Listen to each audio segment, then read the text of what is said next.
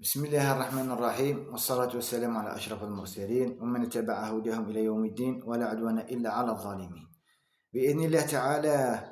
يعني كارثة حقيقية، كارثة حقيقية.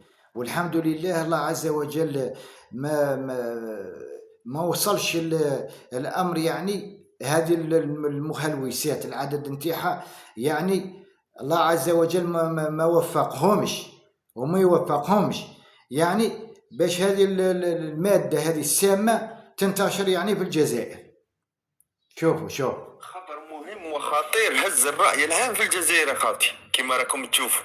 25 قوبلي و25 قوبلي هرب، حاكمين عران تاع حنتيت. أكثر من 10 ملايين و400 ألف كبسولة من البريغابالين، بالإضافة إلى أكثر من 33 كيلوغرام من الكوكايين خاوتي. هذو معولين يرهجوا الجزائر كومبلي. نطالب بالإعدام، نطالب بالإعدام. يعني رانا أمام كمية ضخمة جدا من المواد المحظورة، والعملية كشفت عن شبكة منظمة كانت تنشط في هذا المجال. وحسب المعلومات التي أعلنتها نيابة الجمهورية لدى القطب الجزائري الوطني المختص بمحكمة سيدي محمد، فإن الجماعة الإجرامية كانت تضم 50 شخص، من بينهم أشخاص. هذه المادة الخطيرة هذه مؤخرا سمعنا عليها أنه يدمجوا لها مواد أخرى، لأنه هذيك الصاروخ المعروفة في الأول اللي كانوا يعني يعطوها للمرضى اللي عندها ناس مرضى، الصنع نتاعها كان من أجل المرض هذاك. من بعد استعملوها ناس ما همش مرضى من أجل يعني التخدير باش يخدروا رواحهم بها. مؤخرا سمعنا انه هذيك الاسم نتاعها دوبل سينياتور اللي تصنع في مصانع ومخابر ماهيش يعني مؤهله، ماهيش طبيه بالفعل، يعني بطريقه انوار. هذه الماده هي اللي راهي معناها يقوموا ويجيبوها ويقسموها يعني على هذم الناس باش يروجوها بالجزائر. هذا امر كارثي، أمر كارثي ودمار بالفعل. لهذا الاحتياط واجب، ولازم الإنسان يأخذ الاحتياطات نتاعو، وهذه بالفعل مادة مدمرة 100%.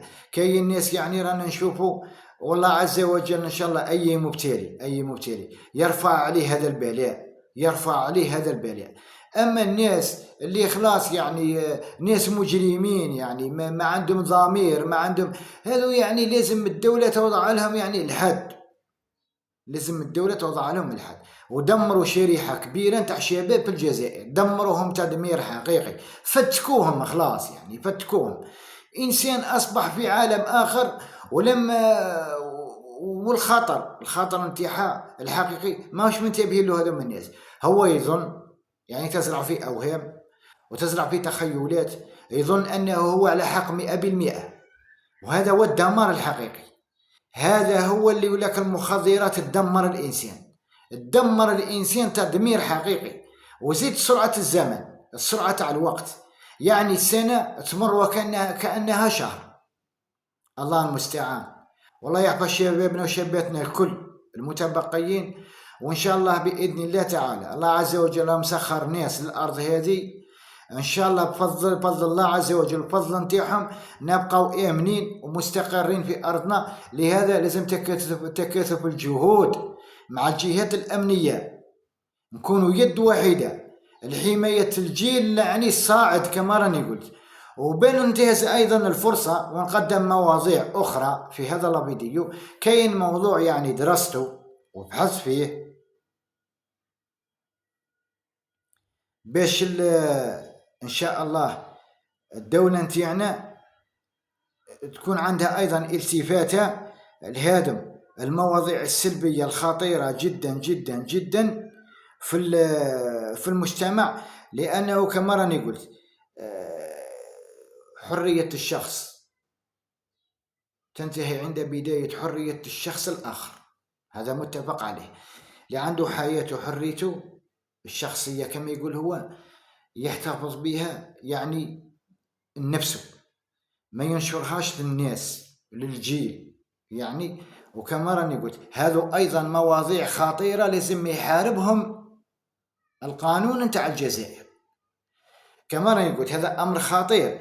موضوع كما هذا نتاع هذه الإنسانة، موضوع كما هذا نتاع إنسانة كما هذه، يعني وصل بنا الأمر للأسف تصيب تقريبا 1,000,000 إنسان داعم فكرة كما هذه وإنسانة كما هذه. لازم كما راني قلت الدولة نتاعنا توضع حد لهذوما الناس باش يتوقف الفساد نتاعهم. احنا عندنا جيل رانا ننتظروا فيه، هذا الجيل باش يكون جيل ايجابي باذن الله تعالى، سواء رجل سواء مرأة. ماناش يعني ماناش ننمو في هذه الافكار في الجزائر، هذه الافكار لا تعنينا، واللي عنده كما قلت حياته يحتفظ بها النفس وما ينشرهاش في الجزائر، ما ينشرهاش اصلا. هذه الانسان راهي في الخارج. شكون نتوما ما نقص منكم؟ انا ما نحشمش، انا انسانه ربي ما خفتش منه، ما نخاف منكم نتوما، ربي ما خاف. استغفر الله العظيم. باش تشوفوا يعني الكوارث الحقيقيه اللي رانا عايشينهم في الجزائر، كارثه بمعنى المقاييس. هذا كله فساد، هذا فساد من الدرجه الاولى، فساد حقيقي كارثي. كما راني قلت هذه الإنسانة عندها دعم تقريبا تاع 1,000,000 جزائري، والجزائريين يعني متبرئين من هذو الناس، متبرئين منهم، الجزائريين متبرئين منهم. بما أن هذا المرض بدأ ينتشر في الجزائر، احنا نحذروا منه ونبلغوا أيضا السلطات باش يطبق القانون علينا الكل. القانون لازم يطبق علينا الكل.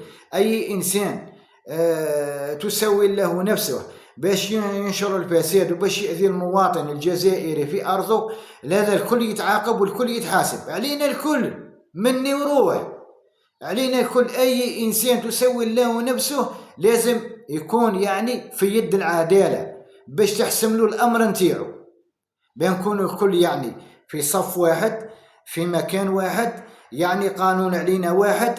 وهذا الأمر الكارثي يعني راح تطور كثير في الجزائر للأسف، تطور كثير. لهذا نطلب من الجزائريين سواء رجل سواء مرأة يتصادفوا مع الفيديو هذا يعطوا له الدعم، ولا نريد جزاء ولا شكورا، نوصلوا الرسالة يعني نعموها بعضنا في الجزائر، نتحدوا. وكما راني قلت راه عندنا جيل رانا ننتظروا فيه باش يكون إن شاء الله جيل إيجابي.